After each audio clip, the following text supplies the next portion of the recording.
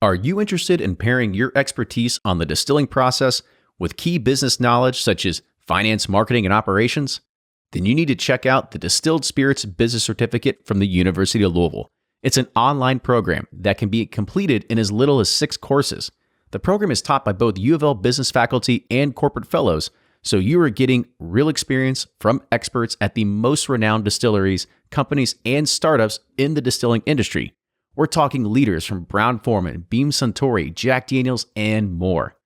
Get enrolled to this online program at ufl.me/Bourbon Pursuit. So your meetings of the day are Andy, Donald Trump, kids, Dinner. Yep. Dinner. Got it. No wonder you need a drink. Jeez.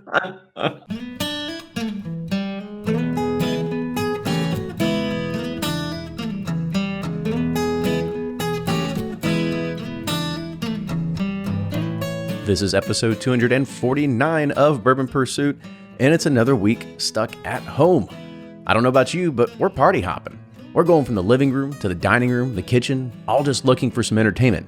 And as you can guess, the industry news has also been pretty slow. So you're in luck. We've got a short intro this week. We all know that restaurants and bars are feeling the pain right now. So one man in Tampa, Florida stepped up with a $40,000 cashier's check to purchase a bottle of the Old Rip Van Winkle 25-year decanter that was listed for $20,000 to help save Dat's, one of his favorite restaurants in the area. This bottle was only one of 710 that was released back in 2017 that had an SRP of around $1,800. In Bourbon Pursuit news, our Jack Daniels Barrel Proof Single Barrel went on sale this week, and then it sold out. Because of COVID-19, we've had to delay 3 of our barrel selections this year, and we're hoping we won't have to reschedule any more. But I hope everyone can be grateful that we've got ourselves a few good bottles that get us through this process. And if you want to see all the barrel selections that we have scheduled and the ones that we have for the rest of the year, go to patreon.com/Bourbon Pursuit. During this time, when you're hanging out with family or friends on Zoom, they might be seeing you there sipping a bourbon neat while they've got a cold, refreshing beer in their hands. Ask if they want to try some of your bourbon. Fill up a sample bottle or two, walk it over, drop it in their driveway, put it in their mailbox. Take this opportunity to spread the good word of bourbon. And since they're stuck at home, tell them to check out your favorite bourbon podcast so they can binge and catch up as well. You'd be doing both of us a favor, and we'd really appreciate it.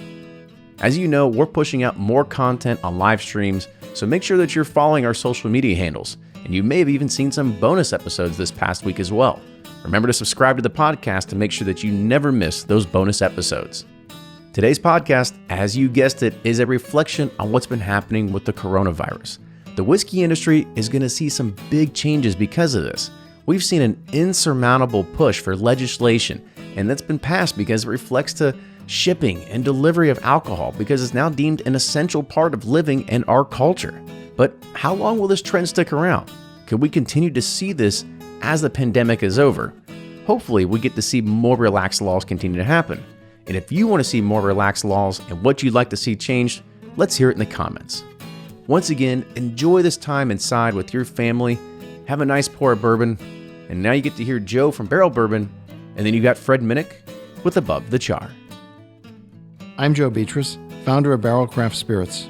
Our bourbons have won a few medals at some of the most prestigious spirits competitions out there. But don't take their word for it, find out for yourself. Use the store locator at barrelbourbon.com. I'm Fred Minnick, and this is Above the Char. This week's idea comes from an old email Keith Norton wrote on March 3rd. Sorry for the delay, Keith. I wanted to know what's the difference between bourbon, a rye bourbon, and a wheated bourbon from a taste perspective.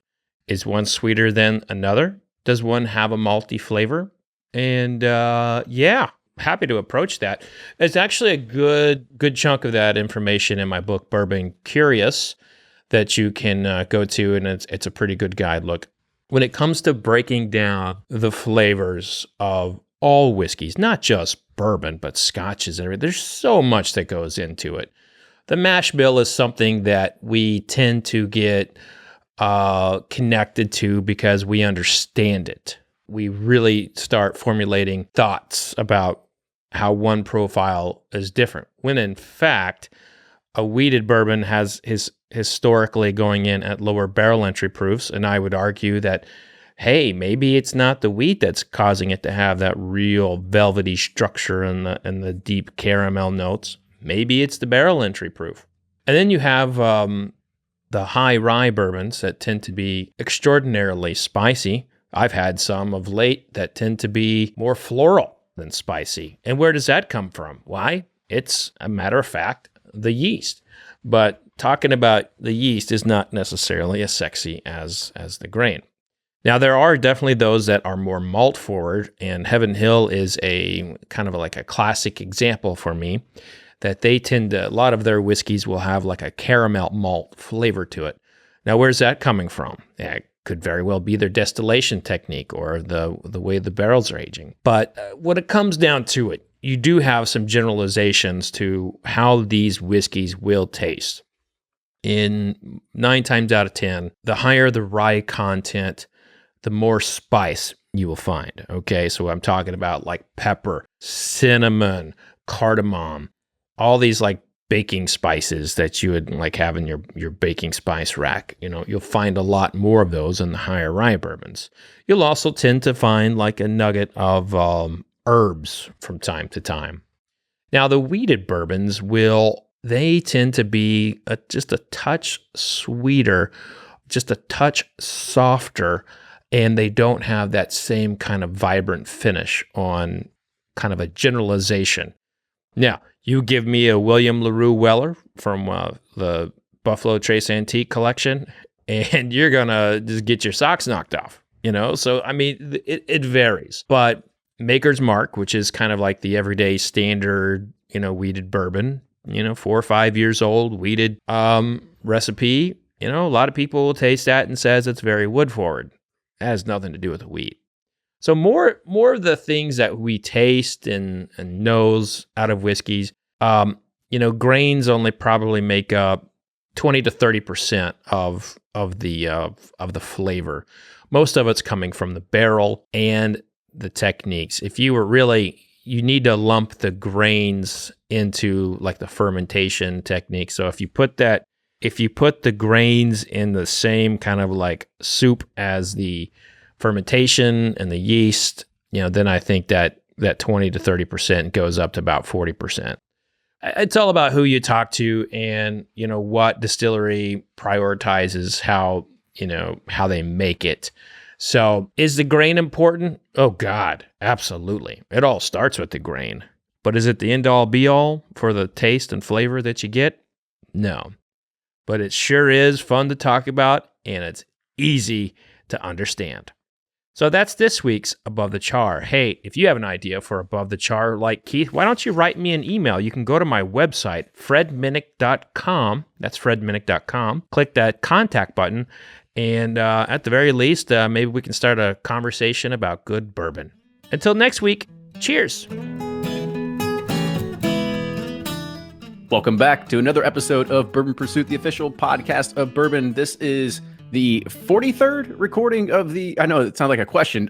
It is the 43rd recording of the Bourbon Community Roundtable. Actually, I had to second guess myself because it's so many times. But Fred, Ryan, good to see you all again on this glorious quarantined evening. How are you all?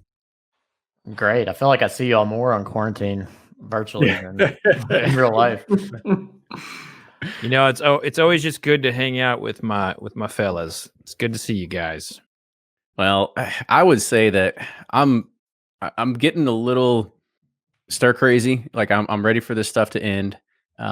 It's that, or I'm also getting to the point now where I have to get on like Zoom meetings for my daughter, and because she has like virtual soccer practice or like classrooms and stuff, and it's killing me because I've been using Zoom for 3 years now, and I know how to press the damn mute button, and you log on and it's just chaos. There's just sound coming from everywhere. Well, imagine what it's like to be a teacher. You know, I mean, this whole thing has made me realize that we don't pay our teachers enough, and whatever we can do to increase their salaries, let's do it. Get back to work. Yeah, so we can pay their salaries. Exactly. I'm all about it. So we've got a good lineup of stuff to talk about tonight, but let's go ahead. We'll go around the horn, and because a lot's actually changed since we were here at the last roundtable with COVID-19. But I want people to just do the regular introduction. So we'll start off with Blake. Blake, just kind of tell people where you blog at, and if where do you think, or how do you think Carol Baskins actually killed her husband? Yeah. So I'm Blake from Bourboner. You probably know me as the Cal Ripken of the Roundtable, still undefeated on the Roundtable. That's if you're undefeated by just showing up, that's what I count a W in this world. But no, always fun to be here. So thanks again. Everyone who watched Tiger King, go back and listen to the podcast. I feel like that's the new debate. It's like, well, was the movie better or was the book better? Our generation's debate was the podcast better or was the documentary better on Netflix? So check that out. Definitely more entertaining. So I'll actually have to go out and check the podcast. We actually ended up watching last night the kind of like after whatever it is with Joel McHale. And so it just kind of talked about, it was just like a 1 hour series of just, interviewing pretty much everybody except the Tiger King himself. So it was pretty good. Let's go check that on Netflix if you haven't yet. Is it officially on Netflix? I saw everybody complaining on Twitter that Joel was basically just making fun of everyone. He made fun of himself too. So okay, fair enough. That's what makes a good host. Yeah. He was also a tight end, so me and Joel McHale, something in common. We share that. We share that trait. Yeah, just go ahead and you can DM each other on Twitter and talk about it. Yeah, about the glory days. All right, Jordan, what do you think? Did she feed him to the tigers, or is he buried in a septic tank? Oh, 100% the tigers. Quick, easy. They were hungry. Why not? So this is Jordan from breakingbourbon.com. You can catch us all the socials at Breaking Bourbon. Make sure to visit the site for our near daily release calendar updates. Awesome. And Brian, what are your thoughts? Do you think Carol did it, or you think maybe she's clean on this one? I mean, you are the law here. Well, I'm going to throw you for a loop on this. I haven't seen it. I don't have Netflix. I'm also the person who avoided seeing Titanic and Avatar. So I try not to do those things. Yeah. I'm really exciting like that. Yeah. Mm-hmm. You avoided Titanic? Is that because you already knew at the end was going to happen? It was knew it was going to happen, and people were too far into it. It was too big. I guess I was contrarian on that. But I can't. I mean, I know from Twitter what's going on, but I'm clueless when it comes to it. But if you want boring stuff that's not up to date, come see Brian here. Right, Sipping Corn, mostly on Twitter, sippingcorn.com and bourbonjustice.com. Thanks for having me on again, guys. As always, man, always happy to have you here. So I guess the one thing we want to start talking about is because a lot has happened since the last time we had talked. I remember it was 3 weeks ago, and it was it's probably 4 weeks ago. Things were just starting to snowball, right? Just a little bit. And I know Jordan in Pennsylvania, there was talk of some things happening, but they hadn't closed down all the liquor stores yet. And then now they reopened them up somewhat online. What a hot mess. Yeah.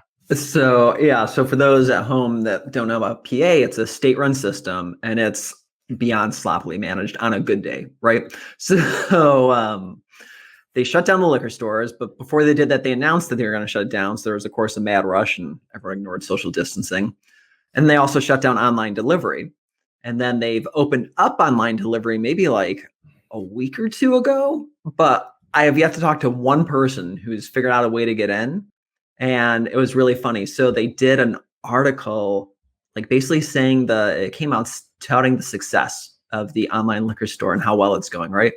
They basically measured it by saying, well, on a normal day, we process 4 orders an hour, but now we're up to 50 orders an hour, right? And you think about that, and that's for an entire state, right? So any other private business would go out of business a long time ago, and somehow PA spins that for a win. So it's been a hot mess. The good news, local distilleries around PA are shipping. We've seen a lot of uptick in supporting local, which is great. And I'm a huge advocate, especially during this time, of supporting local for all businesses. So we've seen a huge influx of people around the state buying from their local distilleries. They're trying out new distilleries around the state, which is really nice. But boy, did the state just drop the ball on this one. And I guess that kind of goes into really like the first subject when we look at the way that consumer demand has really changed from COVID-19. I mean, let's not beat around the bush. Like we've been touting this for a long time, and Blake's been on the forefront with opening Sealbox and trying to get shipping happening and making that happen.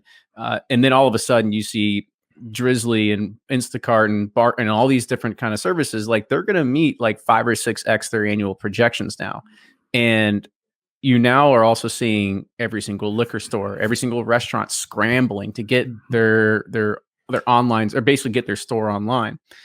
And not only that, I mean, we'll talk about House Bill 415 in a little bit, but I mean, do we see that after this thing starts ending, like after it's over, are we going to see some of these services start going like back to normal, or do you think this is going to be the new normal? I think Pandora's box has been open when it comes to liquor delivery, that's for sure. So, other businesses aside, I think consumers now are realizing, well, we should be able to, everything else can get to our doorstep. We should, be able to get liquor to our doorstep too. And the convenience is just there, right? I mean, if you can avoid a trip to the store, they don't have it in stock, all that stuff. Sure. And I think people are, once they get used to it, they're going to continue to expect it afterwards. And I don't blame them. And it's not going to take long to get used to this. I mean, if we can get drive up cocktails made ahead of us from the restaurant and get that, and if we can get curbside service or delivery service from the liquor store, I mean, the train's leaving the station already. I hope this lasts. One thing that I noticed that after I wrote that Forbes story, and I can't remember what the title was. It was something to do with like the pandemic, brewing a war between the distillers and wholesalers. I got a lot of feedback from distillers thanking me for this. The one thing that I have realized in this current state is that the distilleries really, really want shipping. I mean, they want shipping probably more than anything that's out there, and they don't all come out talking about it, but they all really want it because it's another revenue driver for them. And this has shown that this is where the consumer populace wants to live moving forward. Because I don't know when we're going to go back to normal. I mean, everyone wants to talk about, when that's going to be. Ain't nobody got a crystal ball, but everybody needs a drink. And that drive-through is nice. That delivery is really freaking nice. And so I want to talk to the guy a little bit that actually could show us a graph of sales. Like Blake, what have you seen in regards of like just your online sales? I mean, have they increased at all, or is it kind of status quo? No, it definitely has. And it's a little hard because it is a newer company. So like saying that it's up, 90% over last year's is a little bit of a false sense of what's actually happening because I don't have a ton of historical data. But in general, you have what they call O&D. So October, November, December, then it slumps. And we still haven't seen that slump yet. It's been jumping right up.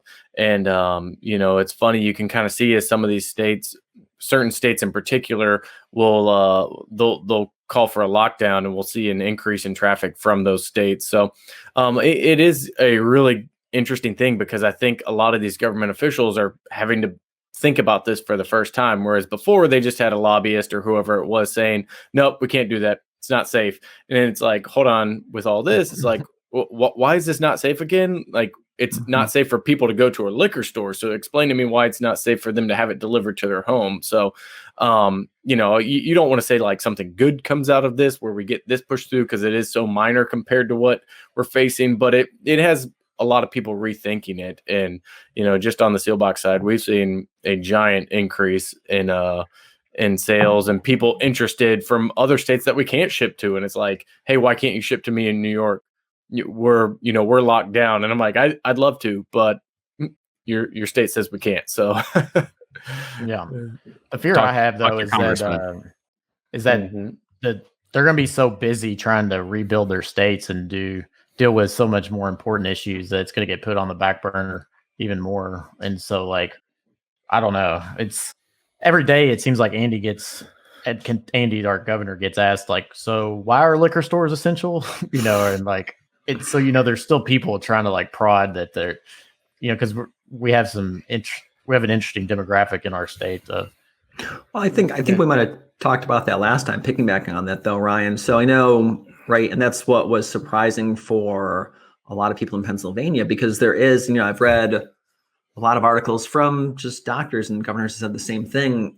As much as we don't want to admit it, right? Like alcohol abuse is a large issue for a large amount of the population, and if you don't give them access to alcohol, then they're the ones clogging up the hospital systems, oh yeah, right? No doubt. So, but I think that also should show you, like, should be eye-opening for a lot of people.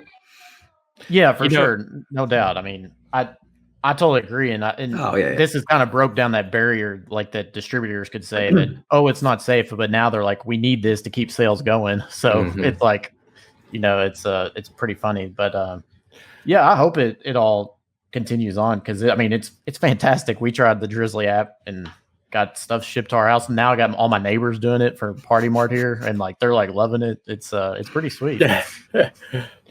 There's been another wrinkle that's come up from this. While the shipping stuff and everything has come on, you all always hear me talk about this, but the anti-alcohol people have started coming on saying that this is they're looking to try and ban alcohol in every single state right now. So they're taking advantage of this pandemic in a very different way. They're saying that this is going to lead to more abuse in the homes. There's going to be more domestic abuse. There's going to be more alcohol-related problems. There's going to be more liver failures and stuff. So they're taking this as an opportunity to say, hey, look at all these sales. Our country, we're going to be hurting from this. We need to ban all liquor sales. I mean, that's some of the stuff that's also going on right now, backdoor and with legislators. I feel like we should make an amendment to the Constitution then, if that's what it's going to be. We should try that. Brian, that sounds easy. Yeah. Brian, you're not busy, right? No. Let's do that. Round 2. I know there's a surge in sales, but it's more of like a stocking up thing. Like I just don't see it continuing down this path. Like if things kind of slowly back open, and so like, is it stocking up, or have you guys seen those videos of people going on a jog, filming their neighbors' recycle bins? It's 17 bottles of wine. And bourbon bottles all over the place. So I don't know if it's stocking up. In full transparency, my consumption is definitely up, because I don't know, every day feels like a Friday and a Saturday kind of. So it's like, all right, well, it is 5 o'clock. I can go ahead and have a drink. And then some days like, all right, it's 3 o'clock. I'm not doing anything the rest of the day. I'm not getting drunk or hammered any of the times, but it's definitely more than I normally would during the week. So, that adds up over time.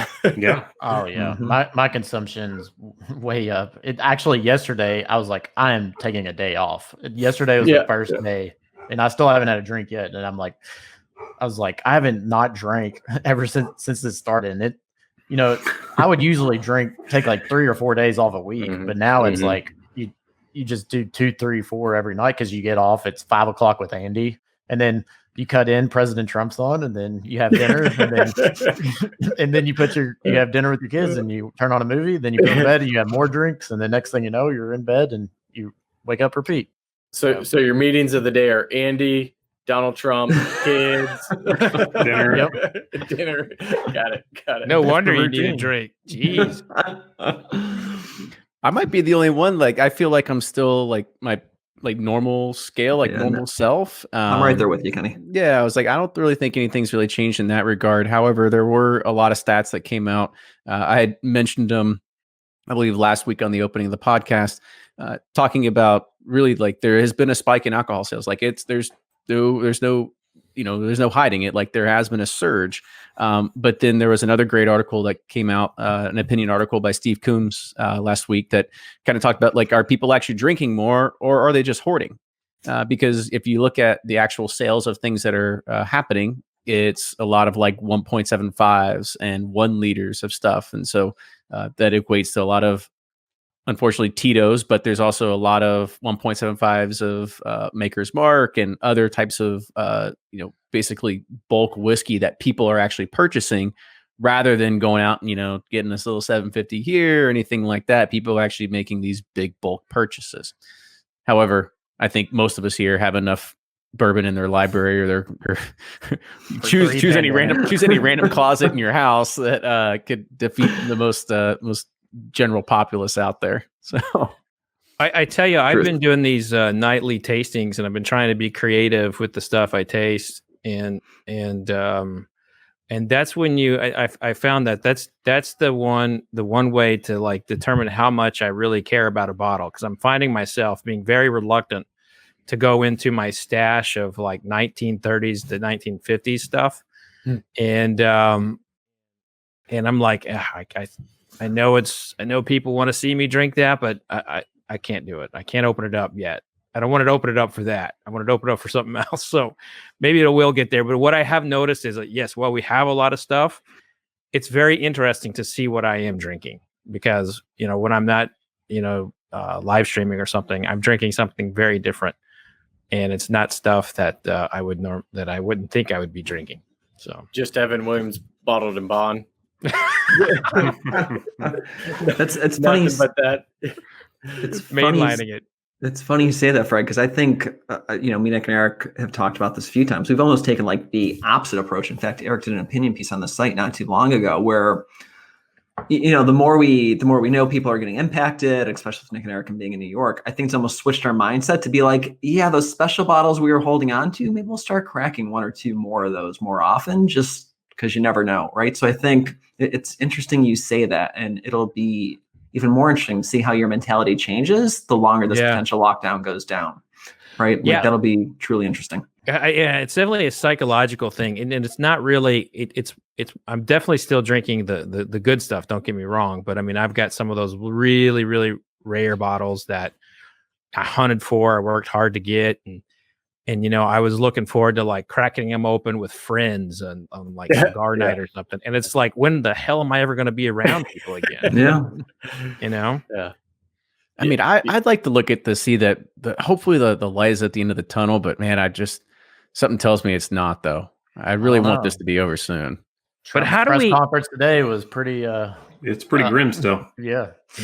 How do we get to a point where we're not?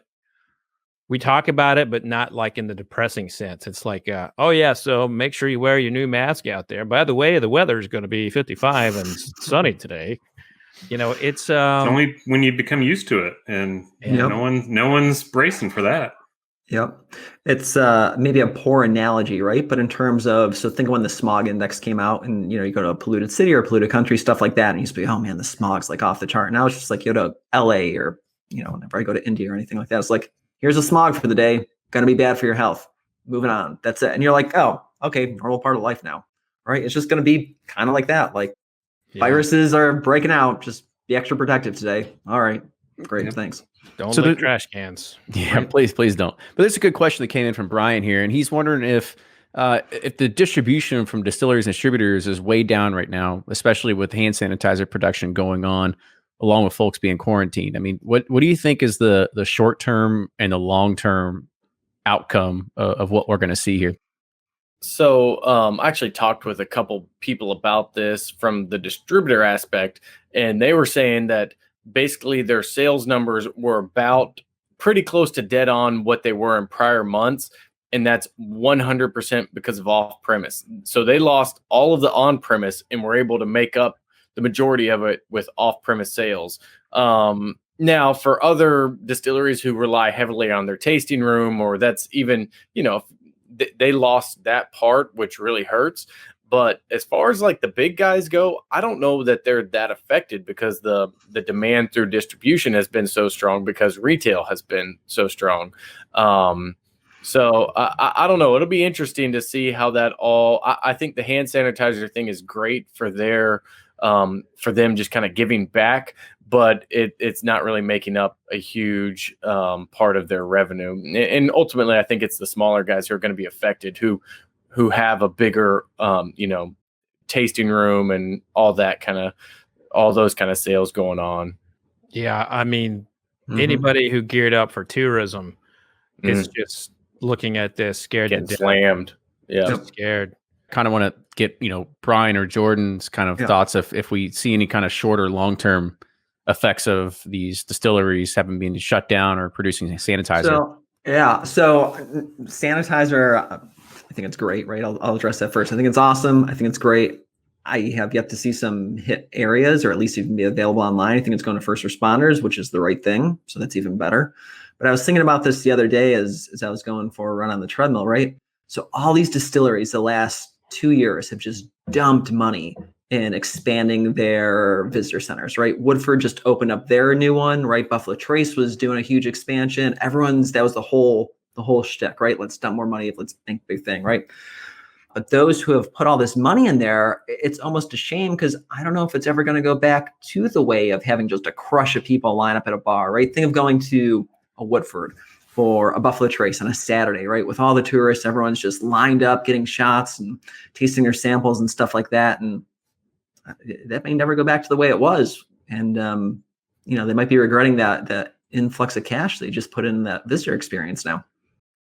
I mean, I think it'll come back to at least some extent, but that's never where they're making their money. I mean, they have to get the people there in the first place, and there are a lot more people who are drinking Woodford than ever make it to that tour or to any of the distilleries. So they've got plenty of bourbon that they've distilled in the last few years, socked away. That'll still come to the market. And they just need to find a new way to market it instead of trying to bring people to the distillery, which I think is a small percent. I mean, it's a growing percentage, but it's a smaller percentage. So we're taking a hit on the old bourbon trail as far as that marketing goes, but I think there's plenty more to do, and they can recover from that. Yeah. And humans forget things. I mean, it's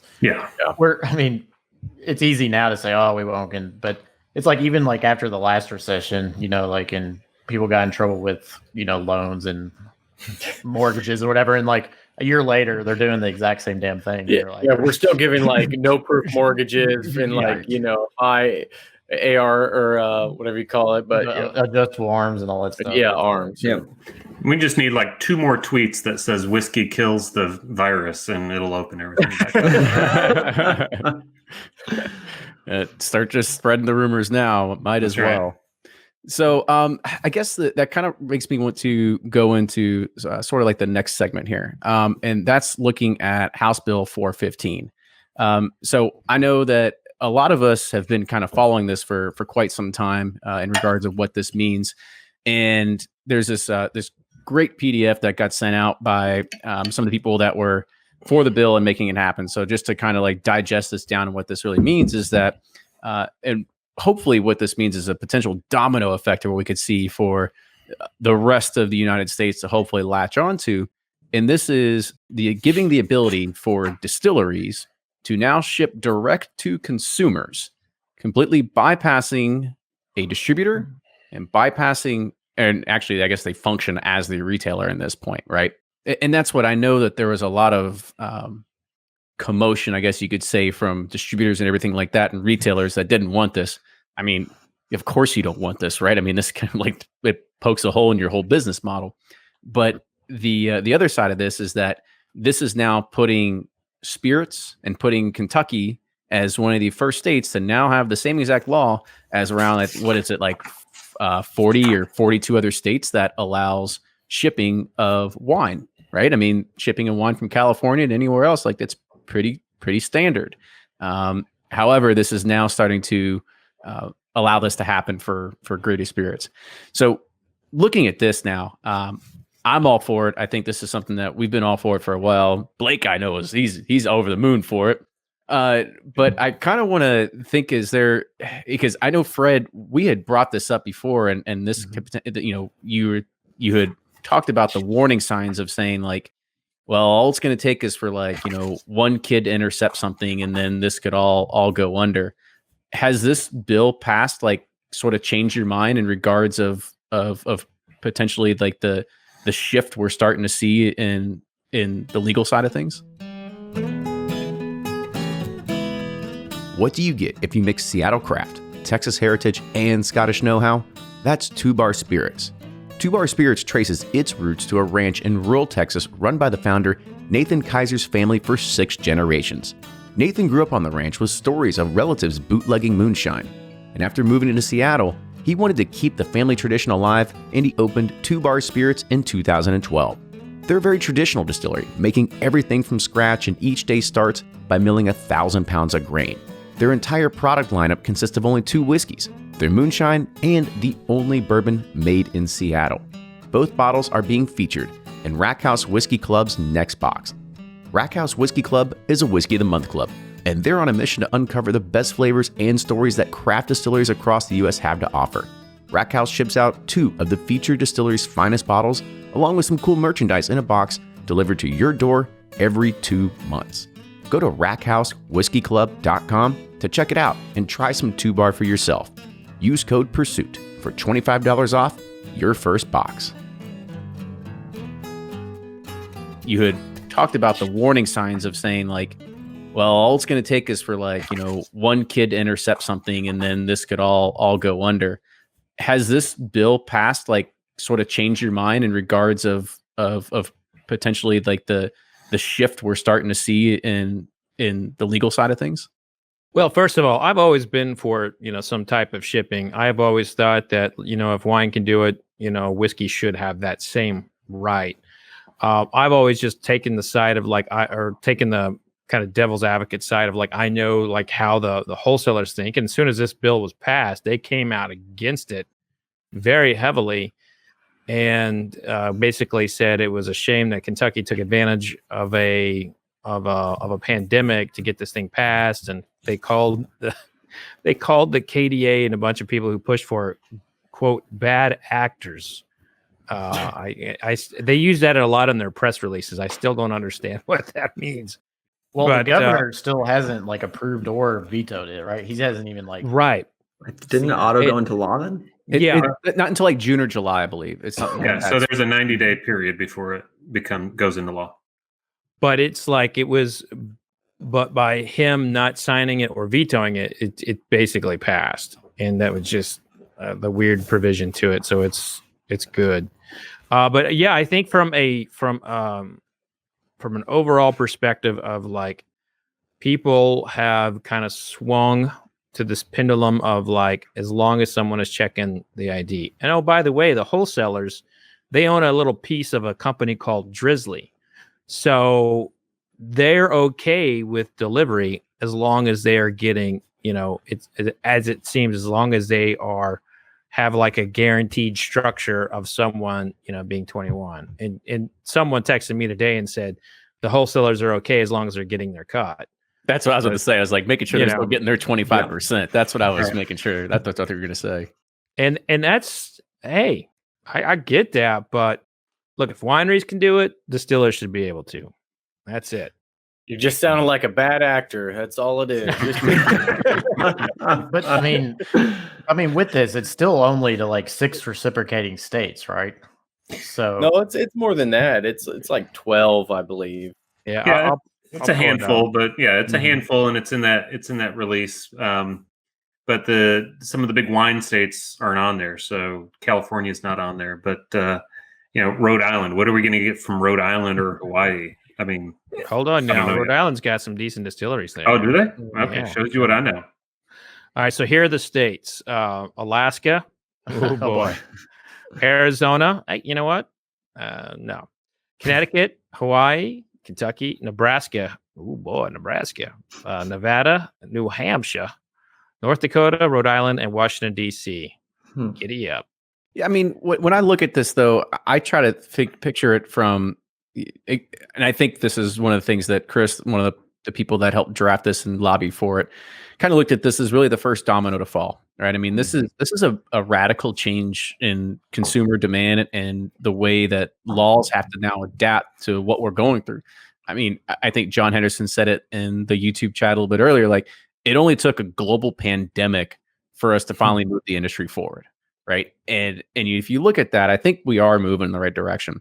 Now, yeah, it's a move in the right direction, but you need a legit state to jump on board with this to make it matter. And I think we're the first legit state. The thing is, the list of states you just listed off, they're nothing in the liquor game. You mean, like, a large, like, you need Texas, you need Georgia, Florida, New York. you need somewhere like that, and that's when it's going to make the most difference. Like, because no offense to other states, but they're peanuts compared to those. And like, I just have a feeling too, those states are going to iron fisted, to keep it in their states as well. So it's a great move in the right direction, but it's not there yet.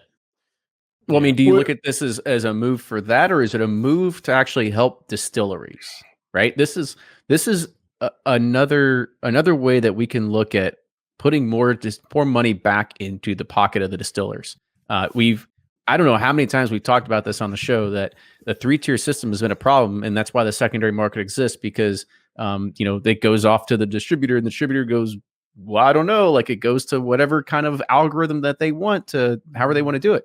This now puts a little bit more power to the distilleries if they want to do it. True, but they still have to have the distributor to process the tax payments and stuff. So the distributor is going to charge something and get a little bit, but it's definitely great for the distiller because they're going to keep more revenue. But the distributor is going to have, because I doubt each distiller is going to have their own, maybe they will though, but I just don't see enough. I just don't see enough shipping demand with those states to justify having a dedicated team to deal with the tax implications of, shipping and cutting out the distributor at the current level. Not just the tax though, right? Building out their e-commerce capabilities, building out the team that's shipping everything, dealing with the customer experience online and all that stuff. It's harder than people realize to just snap your fingers and do those things. I think more of this will be people actually in the distillery saying, hey, I want to ship it home. And it's like, if you're in one of these 12 states, you can do it.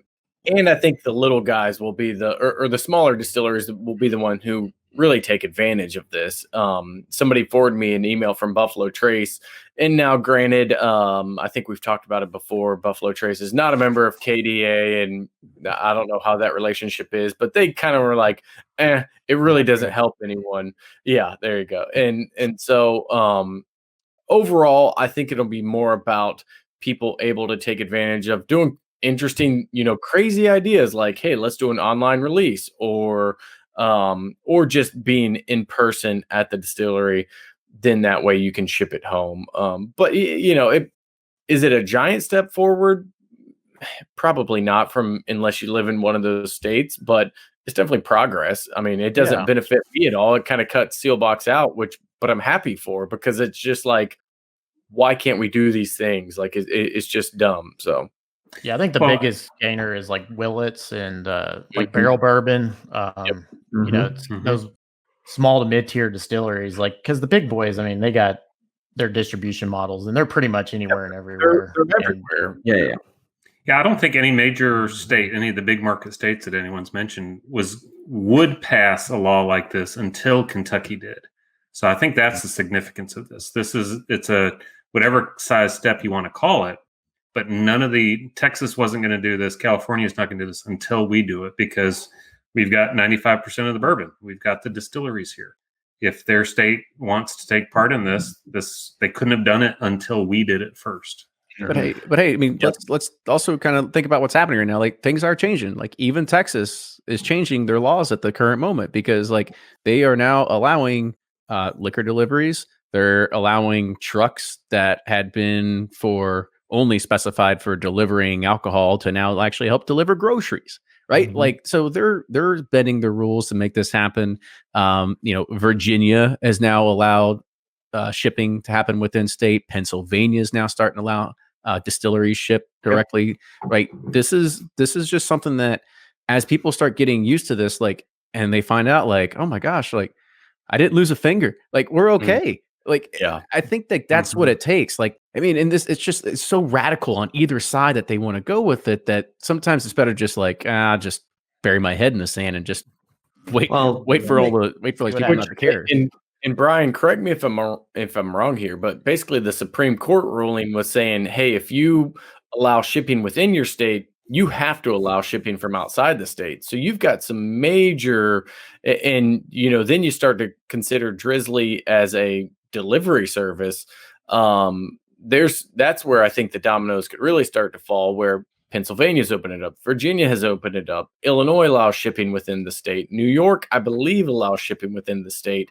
And that's where I think even more could start to take place whenever you've got the Total Wine or Tennessee versus Total Wine, whatever it was from this past summer, where it says, hey, if you allow shipping within the state, you can't I don't know what the verbiage, but it's like the Commerce Clause where you can't tell other states they can't come in. So. The Tennessee case was more about ownership and requiring local, or not local, but state ownership of your liquor stores. So that's really what that dealt with. There was an earlier case that dealt with wine, and that's where the KDA has always wanted to move, is to get the bourbon equivalent of that case that allowed the shipping. If you allow shipping in, you got to ship it out. That sort of analysis. So I think that's what this is helping us push toward. I think 2 quick points to make too, right? So, and the reason this is happening so much quicker during this pandemic is, one, make no mistake, politicians themselves like to drink. So do their family members, so do their friends. So you start seeing that push a little bit forward quicker too, right?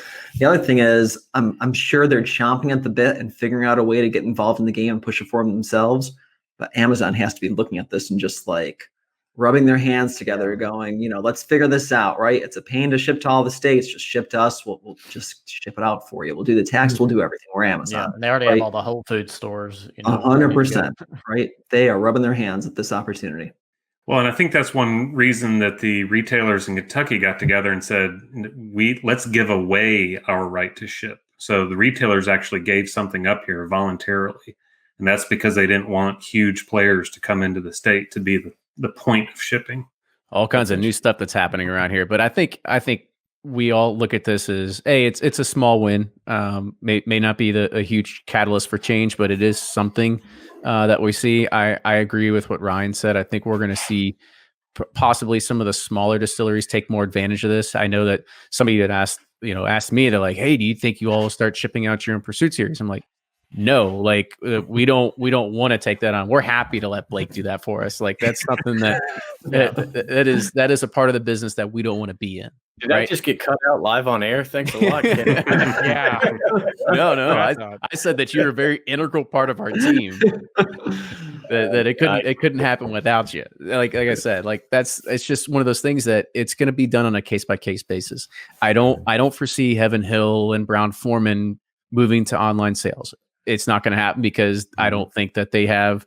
They've got the distribution network set up. I mean, it's clockwork. It's just greasing the wheels to make that stuff keep going, right? Throwing a little bit something extra in there that probably isn't going to make a huge dent in their pocket. Who knows? Maybe it will. Maybe it's just about everything you do. You got to pilot an idea and kind of see if it works. Yeah, and to add on to that, Kenny, the big guys aren't going to add the limited releases to this online sales. So what are you going to do? You're going to get Jim Beam white label direct from the distillery. But why not? Why not? Why not try to do a sale like that? I mean, like it's one of those things that finally, us tech nerds get a chance to let the bots take over. Yeah, but all right. I guess. Well, you know what you might be seeing though. You might see it more like, if we ever get back to just going to distilleries and stuff like that, but you might see it more like wineries. Hey, we're only selling this high-end release, right? Heaven Hill kind of does this now with some of their stuff. If you come visit the distillery, we'll ship it home, and you want to get half a case, whatever, we'll ship that home with you too, right? Yeah. So that just encourages more people to go there to get those type of things. So we might actually start seeing that, right? Yeah. Will we ever see Pappy Van Winkle sold online straight from Buffalo Trace in our lifetime? Put your bets in now. No. I'm going to say yeah. You can see charity. I can see charity bottles. Yeah, for sure. I would say never say never. I mean, I would say that Buffalo Trace has always trying to figure out what's next. Like they're always trying to embrace their heritage and move forward. I don't know what their tagline is, but it's something around that line.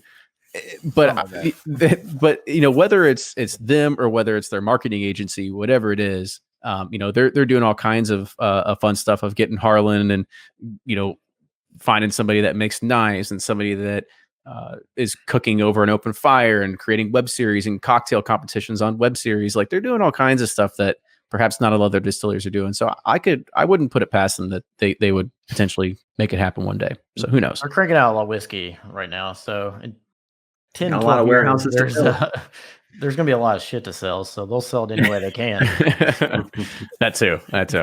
Yeah. And so, when we talk about everything that's being sold, we've talked about high numbers, like skyrocket volumes and everything like that. I think it was probably 2 or 3 weeks ago that there were a lot of press releases coming out. A lot of companies are donating $50,000, $500,000, $1 million to these relief funds. I had somebody that sent me a message and they're like, 1 million? That's it? Like, these companies are doing billions in revenue and they're just donating $1 million to the people on the front line. Like, and not only that, as I think they're also, they switched over to making some sanitizer here and there. Like, in your opinion, as you look at some of these companies that are doing upwards of $1 billion a year, or they're doing hundreds of millions of dollars a year, and they're only donating one to charity, like, do you think it's just a drop in the bucket, or you think they should be doing more? I mean, so here, I'm about to get off this here in a minute to run a charity, and I work I'm not gonna lie, I work my ass off trying to raise money for charities, and I do find that it's a little disingenuous sometimes from these companies just to write checks. I really. And they could write more, but let's not kid ourselves. $1 million is a lot of money coming from anywhere, no matter what company it is. And I applaud that. I think that's fantastic.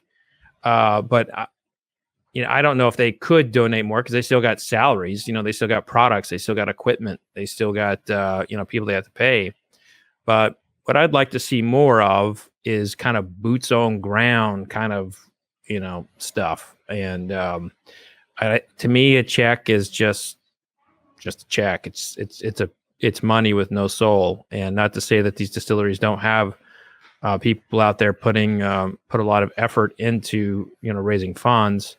We're doing something tonight with Pinhook that's to me is grassroots. It's more effective than just writing a check. Yeah, and we talked about this, Kenny. I kind of had an issue with just how long it took for them to get in. It took Brown and Foreman to be kind of the catalyst. They did it, and then everyone kind of followed suit. Like, and it's like funny. Like, Brown Foreman did it, and they announced $1 million. Then next day, Jim Beam announces $1 million.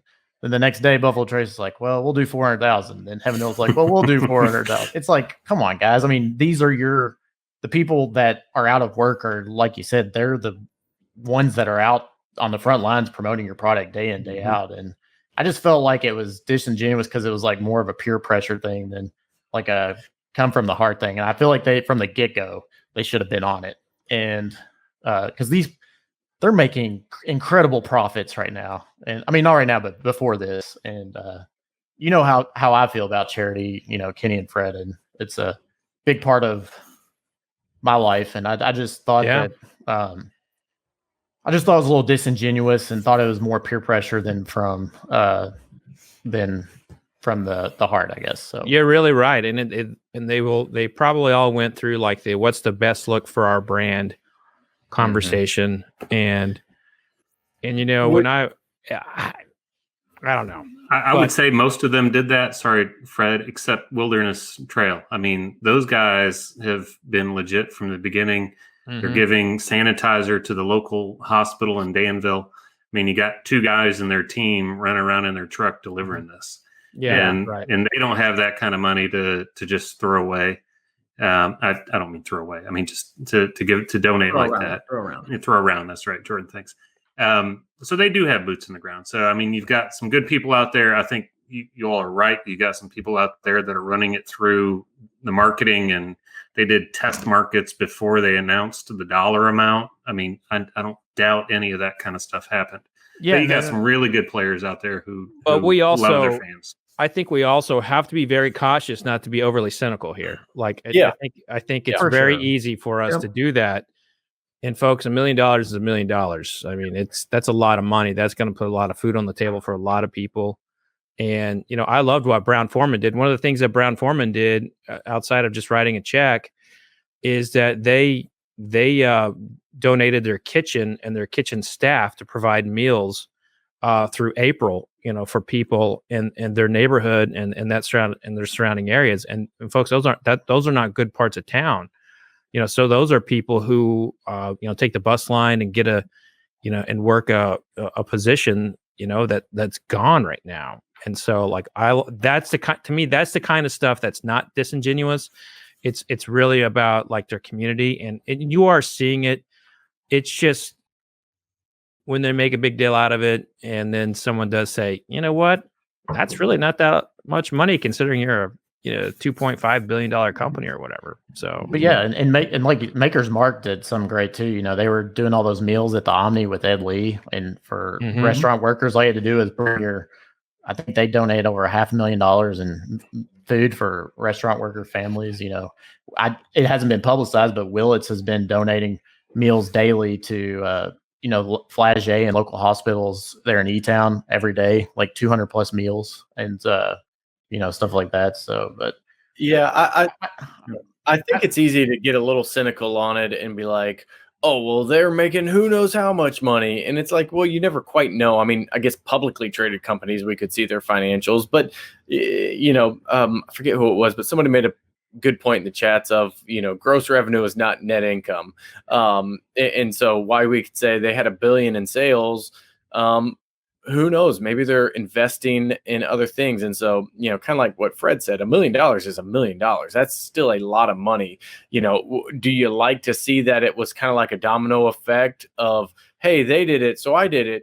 I don't know. I kind of like that because it's like, you kind of, this person doesn't want to be outdone. So then they're going to donate $1 million too. Well, that's still another $1 million that's going to somebody who needs it. I try not to get cynical just because I feel like I've seen both sides of it. Like the money spends the same, whether it came from an altruistic standpoint or whether it came from, hey, let's give them $1 million and then spend $5 million promoting our good deed. like, we could all kind of criticize a little bit of everything. I didn't give $1 million to any of this. And so it's kind of, so but you did, we did do a fundraiser together, Blake, in which we came close to raising nearly, $10,000. So, and that's true. Yeah. And that's where I think it just gets difficult to try to judge exactly, who has given the most. And I don't know, for me, that's like, they did a good deed. I'm not going to put them on a pedestal and praise them all night. But at the same time, it's like, I'm not going to tear them down thinking you're cheap because you only gave $1 million. Like $1 million is still a lot of money. Yeah, it's big time. Speaking of charities, guys, I got to bounce to go and get set up for the Pinhook. Everyone come over to Kenny will give you details, but come over to the Pinhook tasting. Yep. We'll see you there in a minute.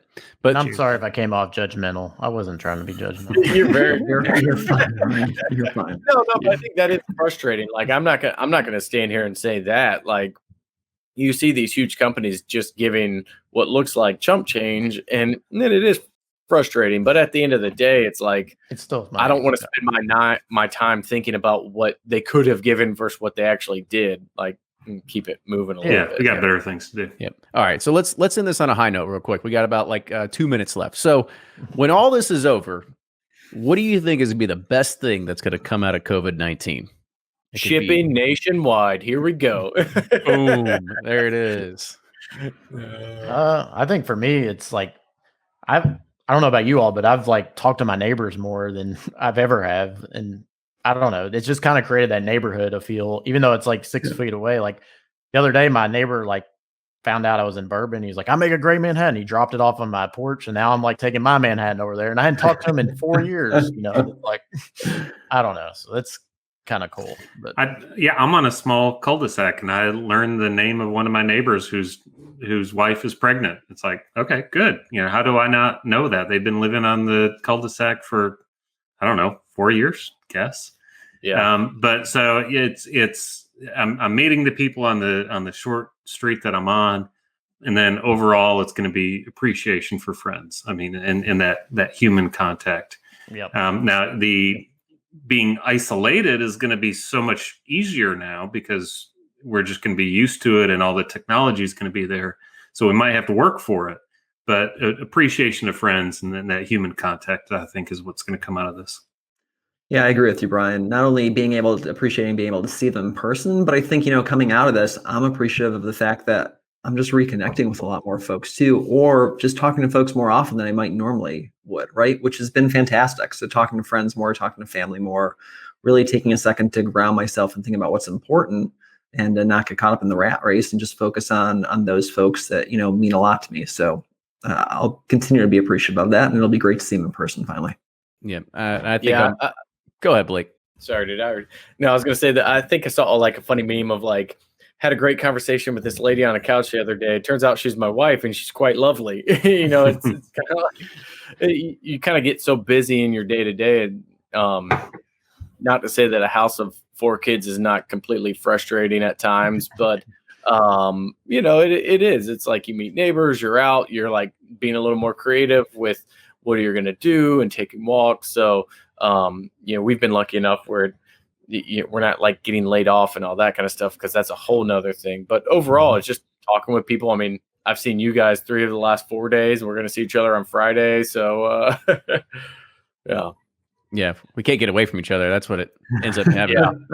And I think Fred alluded to at the beginning of this. I think the best thing that's going to come out of this is every parent out there will just be like, I didn't realize how much we needed teachers and we needed schools and institutions, because going absolutely crazy at home, because I am not cut out to be a teacher. I'm not cut out to be a daycare person.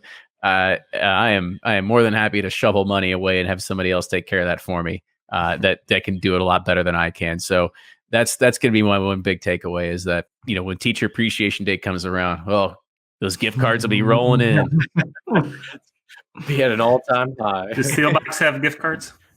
They do. They do. Nice. Yeah, feel free to add that one into their card. Yeah. Mm-hmm. So with that, let's go ahead and let's end this so we can head on over to the next back-to-back live show for the night. So for the All-Stars, I'll drop off. Yeah, I'll drop off with you, Ryan. Let's go drinking, Ryan. Yeah. All right. Well, I guess we'll start off the lowest of the totem pole if that's how you're going to do it. So, Brian, you go up first. Yeah, lowest of the totem pole. Brian was Sipping Corn. You can find me mostly on Twitter at Sipping Corn and online, sippingcorn.com and bourbonjustice.com. Appreciate being part of number 43, guys. Glad to have you here. Jordan, I'll go next since I'm lower. Oh, I'm with Brian. Second rung. No, I'm kidding. Go ahead, Jordan. Sure. This is Jordan from Breaking Bourbon, one of the 3 guys over there. You can find us at Breaking Bourbon on all the socials, and also make sure to check out the website for our near daily release calendar updates. All right, Blake. All right, on me, I'm Blake from Bourboner. Always fun to be here. Really appreciate it. These are always fun. We kind of joke about, being bored and drinking bourbon, but this is always a good time. Was disappointed I couldn't get my chats to work, so wanted to jump in the chats a little more tonight. But we got another one coming up Friday, so we'll do it again with some more blind tastings. But guys, always fun having me, so appreciate it. Absolutely. Well, that'll do it for tonight. Cheers, everybody. Thank you again for joining the 43rd recording of the Bourbon Roundtable. And let's get the arrest of Carol Baskins happening. Just kidding. With that, cheers, everybody. And we'll talk to you relatively soon. Bye. Cheers, guys.